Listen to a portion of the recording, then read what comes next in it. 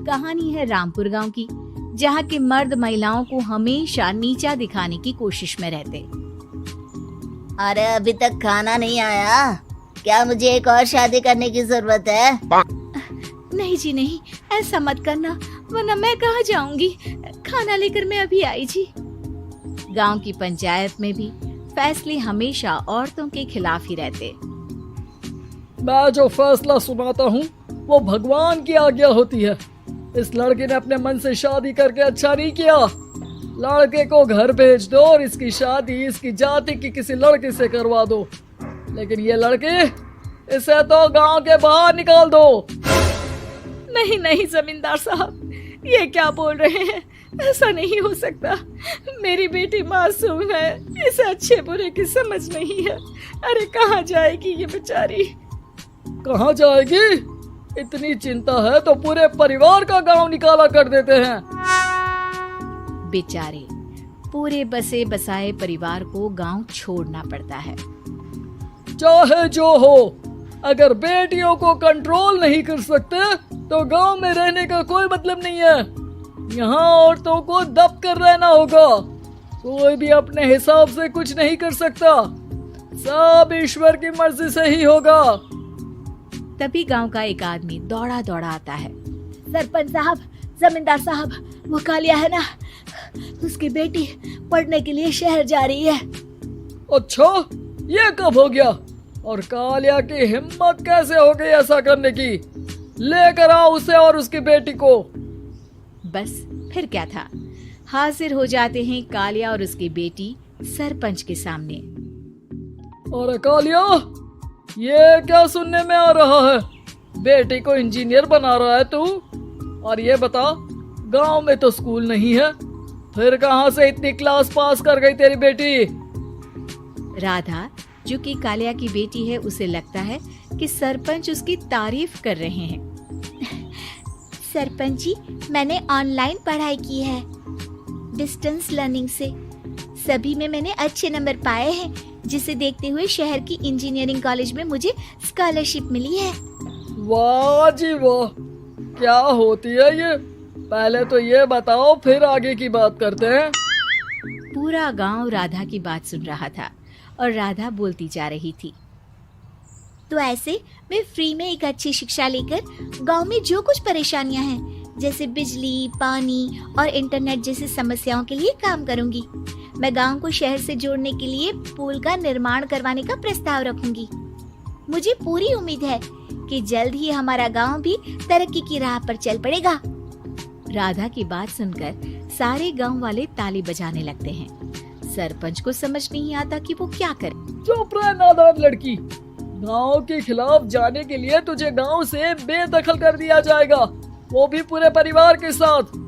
और हाँ, अगर ठीक से गांव में रहना चाहती है तो ये पढ़ाई लिखाई छोड़ दे।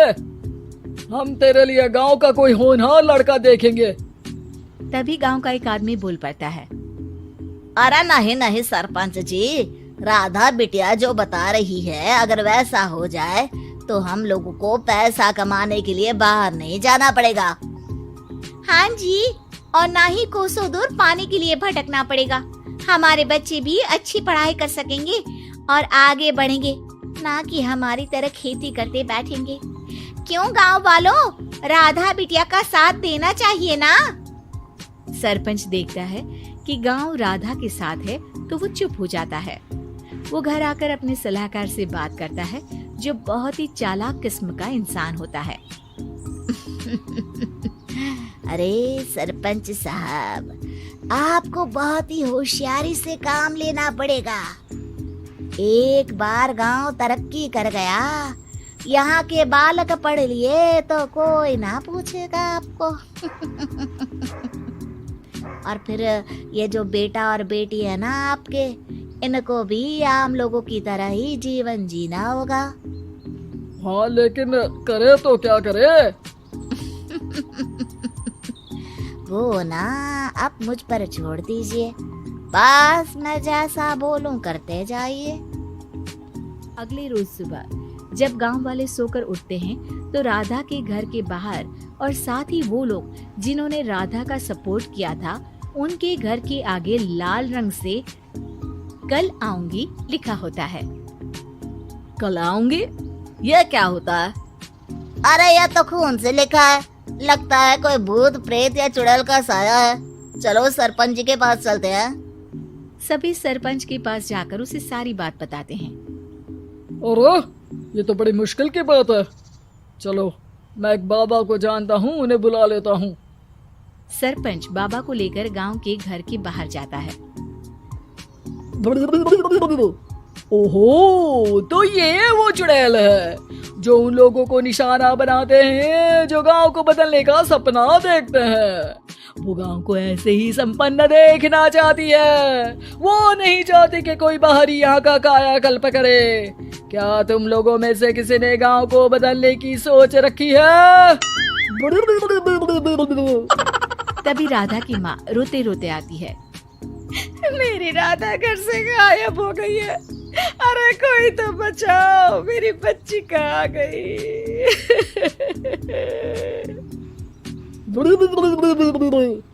ले गई वो चुड़ैल, तेरी बच्ची को ले गई। अब वो उसे श्रापित करके छोड़ेगी, उस पर चुड़ैल का साया हो जाएगा। तभी बुरी सी हालत में राधा भी वहाँ आ जाती है। उसके बाल चुड़ैल की तरह फैले होते हैं और कपड़ों में खून लगा होता है। सभी राधा को देखकर डर जाते हैं। माँ, पता नहीं मुझे कौन उठा कर ले गया था।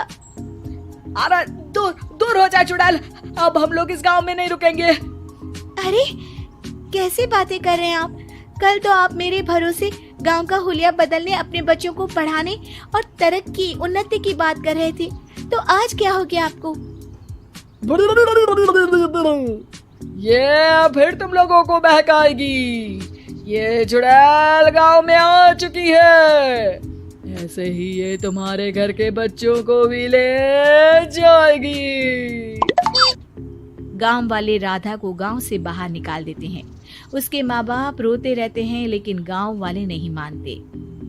मैं भी अपनी बहन के साथ गांव के बाहर रहूंगा, लेकिन वो पढ़ाई नहीं छोड़ेगी। वहीं सरपंच के घर पर सलाहकार कहता है। देखा, सांप भी मर गया और लाठी भी नहीं टूटी।